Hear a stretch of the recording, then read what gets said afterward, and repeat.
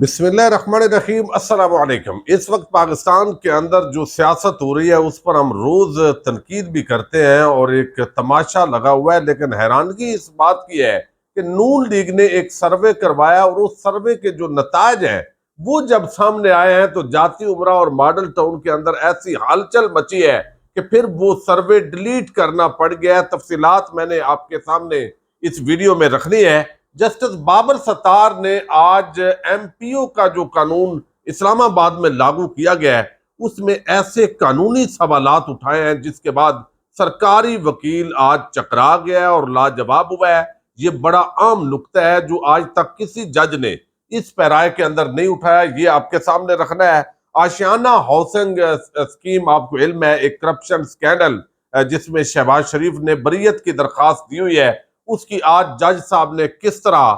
جو ہے وہ بند کمرہ سماعت کی ہے، اور اس کے بعد جو صحافی ہیں ان کو کیوں نکالا گیا ہے، اس پر بھی ویڈیو میں بات کریں گے۔ امید ہے آپ سماعت کریں گے اور اپنے قیمتی فیڈ بیک سے ضرور آگاہ کریں گے۔ آج آشیانہ ہاؤسنگ جو کیس ہے اس کی سماعت ہوئی ہے لاہور کی احتساب عدالت کے اندر، اور آپ حیران ہوں گے کہ اس وقت شریف خاندان کے لیے ایک ایسا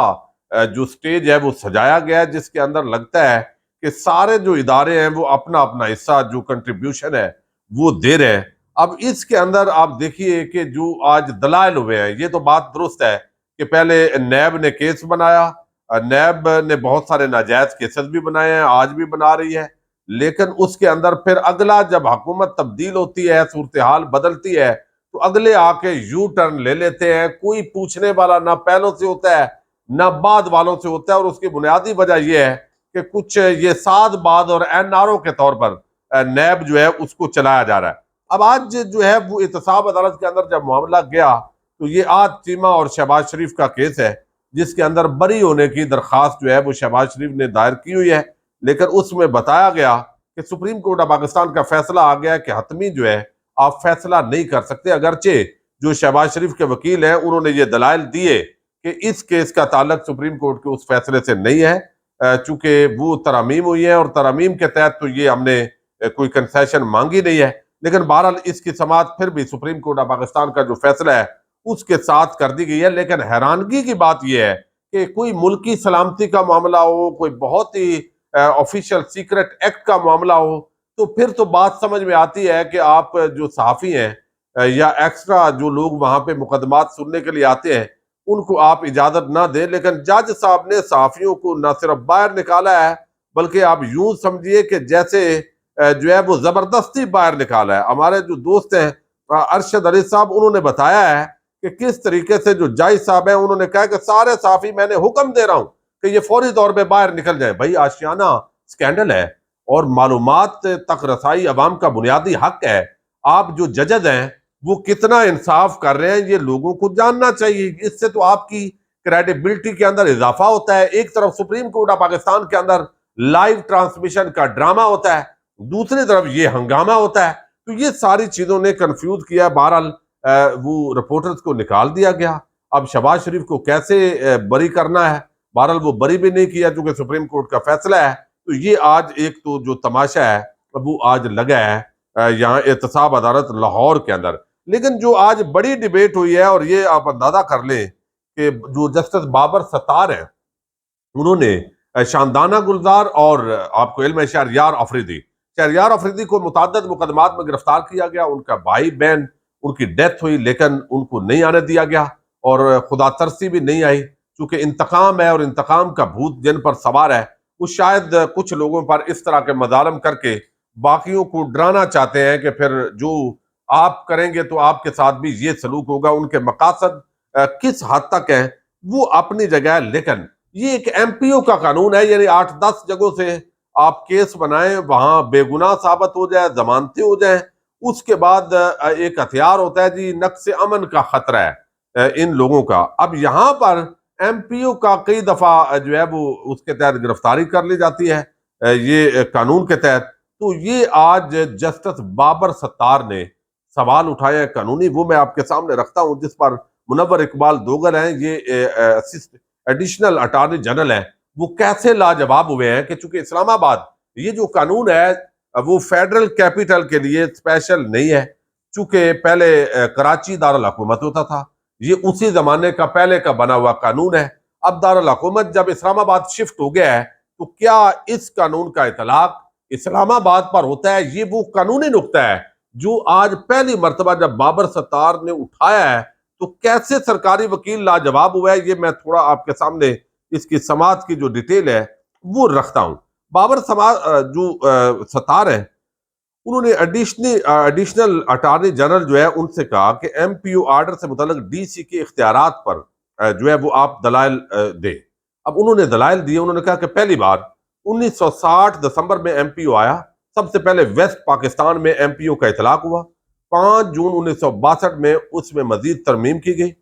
پھر جب پہلی بار ایم پی او آیا تو اس وقت اسلام آباد دارالخلافہ نہیں تھا، جب پہلی بار ایم پی او آرڈر آیا تو اس وقت کراچی دارالخلافہ تھا۔ ایڈیشنل اٹارنی جنرل نے ایم پی او آرڈیننس 1960 پڑھ کر سنایا۔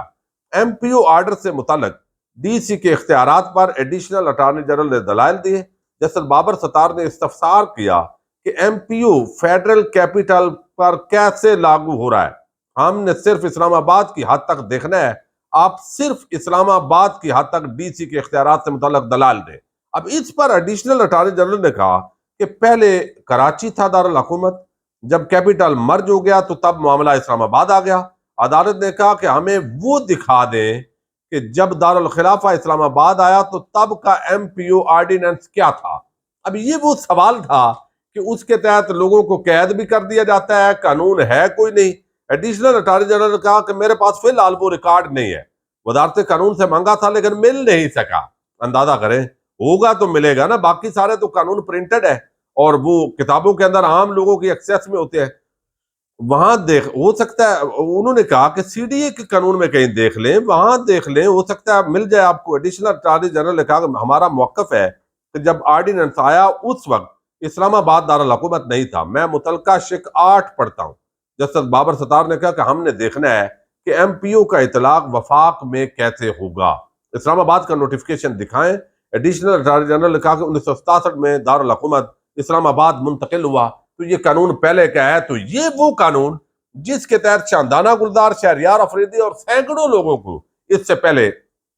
جس قانون کا اطلاق ہو چکا ہے وہ اسلام آباد کے لیے قانون ہے ہی نہیں۔ اب یہ وہ پہلا نقطہ ہے جس پر آج سرکاری جو وکیل ہیں وہ لاجواب ہی نہیں ہوئے، بلکہ تھوڑی تھوڑی ان کو شرمندگی بھی ہوئی ہے۔ لیکن بہرحال یہاں تو بندے کو پہلے اٹھایا جاتا ہے اور پھر سوچا جاتا ہے کہ اس پر کون سا جو قانون ہے وہ لاگو کرنا ہے۔ اب آپ دیکھیے جی کہ نواز شریف کے لیے مہم چل رہی ہے، روز ٹی وی چینلز، تبصرے، وہ سارے آپ کو اسی کے گرد گھومتے نظر آ رہے ہیں، کیونکہ عام بندہ ٹی وی کم ہی دیکھتا ہے، لیکن جو دیکھتے ہیں ظاہر ہے کچھ نہ کچھ دیکھنا تو ہوتا ہے۔ ایک ان کا مائنڈ بنایا جا رہا ہے کہ نواز شریف جیسے ابھی وزیر اعظم بن گیا، اب وہ مرتضیٰ سولنگی ایک مشکوک قسم کا 2 نمبر کردار جو صحافت کے اندر اس کو قرار دیا جاتا ہے، اب اس کو وزیر اطلاعات بنا دیا۔ جب اس طرح کے مسخرے لوگوں کو اتنی عام نشستوں پر آپ بٹھائیں گے تو پھر اس کا کیا ہوگا؟ اب وہ جہاں پہ وزارت پارلیمانی امور کا انہوں نے اضافی چارج لیا، جب وہ وہاں دفتر پہنچے تو ابھی نواز شریف کی تصویر لگی ہوئی ہے، اور وہ پھر تصویر ہٹائی اگلے فوٹو سیشن کے اندر، تو اس کا ایک ڈرامہ بنا ہوا ہے۔ آپ اندازہ کریں کہ پچھلی حکومت گئے ہوئے بھی ٹائم ہو گیا، لیکن ابھی تک چونکہ پارلیمانی امور کی وزارت کو پتہ ہے اگلا بھی نواز شریف ہے تو تصویر نہیں ہٹائی، حالانکہ پچھلی حکومت کے اندر ہوتے ہوئے بھی ایک مجرم کی تصویر اگر پارلیمنٹ اور سرکاری دفاتر میں لگی ہوگی تو یہ پاکستان کی انسلٹ ہے، یہ آئین اور قانون پر بلیو کرنے والے لوگوں کی توہین ہے۔ لیکن یہ سر عام ہوئی ہے چونکہ سودے بازی بہرحال جو بھی اس ملک کے اندر چلتی ہے۔ اب یہاں پر جو ہے ایک سروے کروایا جی نون لیگ نے، یہ بڑی حیرت انگیز صورتحال ہے۔ نون لیگ کا ڈیجیٹل، یہ P M L N digital یہ اکاؤنٹ ہے نون لیگ کا، انہوں نے نیا پچھلے دنوں بنایا ہے، اور ان کو لگا کہ نواز شریف کو جیسے ہم ماڈل ٹاؤن کے اندر یا ہم جاتی عمرہ میں بیٹھ کے ایک خیالی دنیا کے اندر ہمارے ٹی وی چینل جو پوری پلاننگ کر رہے ہیں، جس طریقے سے ہمیں پروجیکٹ کر رہے ہیں، جس طریقے سے خفیہ ہاتھ ہمارے ساتھ ہے، تو اب تو عوام کے اندر بھی ہم مقبول ہو گئے۔ تو انہوں نے وہاں پر اپنے اکاؤنٹ پر آپ دیکھیے کہ عموماً وہی فالورز ہوتے ہیں جو آپ کے لائک مائنڈڈ ہوتے ہیں۔ اب اس اکاؤنٹ پر یہ بتایا گیا، سوال رکھا گیا لوگوں کے سامنے، جنرل الیکشن 2024 آپ کا ووٹ کس پارٹی کے لیے؟ یہ ایک سمپل سوال تھا اور یہ سروے کیا گیا تو اس کے اندر جو ہے وہ آپ اندازہ کریں 3.5 یعنی 3,500 لوگوں نے اس کو ری پوسٹ کیا ہے اور 609 مزید ڈالیں تو یہ کوٹڈ ٹویٹس ہوئی ہیں۔ اب یہ جو سروے کیا گیا اس کے اندر آپ حیران ہوں گے کہ لوگوں نے مسلم لیگ نون کو یعنی جنرل الیکشن 2024 آپ کا ووٹ کس پارٹی کے لیے ہے، یہ نون لیگ کی اپنی ویب سائٹ یا اپنا جو اکاؤنٹ ہے ٹویٹر پر ایکس پر یہ کر رہے ہیں۔ اس پہ 16% لوگوں نے کہا کہ ہم مسلم لیگ نون کو ووٹ دیں گے، 2% لوگوں نے کہا کہ پیپلز پارٹی کو ووٹ دیں گے، 1% لوگوں نے وہاں رائے دی کہ ہم دیگر پارٹی تحریک لبیک اور مختلف جماعتوں کے نام آئے، اور 81% لوگوں نے مسلم لیگ نون کی آفیشیل یہ جو سروے ہے اس کے اندر کہا کہ ہم عمران خان اور پی ٹی آئی کو ووٹ دیں گے۔ اب جب یہ رزلٹ آیا تو یہ بڑی شرمندگی تھی، پریشانی تھی، لوگوں کی جو رائے ہے وہ اپنا ہی جب شیشہ دکھایا۔ اب یہ پوسٹ جو ہے وہ نون لیگ نے ڈیلیٹ کروائی ہے اپنے ڈیجیٹل میڈیا اس اکاؤنٹ سے۔ یہ اصل آئینہ ہے، جو جہاں یہ دیکھتے ہیں دوسری طرف بھاگتے ہیں۔ اب پوسٹ ڈیلیٹ، اب ایسا بندہ جو عوام کے اندر نفرت کی اتنی علامت بن چکا ہے کہ زرداری اپنی ملاقات یا ٹیلی فون رابطہ بھی اس سے ذکر کرتے ہوئے اور تردید کر دیتا ہے،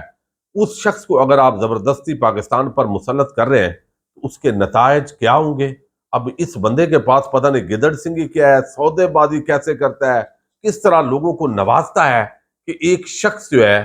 وہ بہرحال پاکستان پر قابض اس کو کیا جا رہا ہے، اس کے لیے ماحول سازی ہو رہی ہے۔ اصل آئینہ وہ ہے جو یہاں پہ اس اکاؤنٹ پر ایک سروے نے کیا اور ڈیلیٹ کر کے نون لیگ جس طرح بھاگی ہے۔ اجازت دیجیے گا، اللہ حافظ۔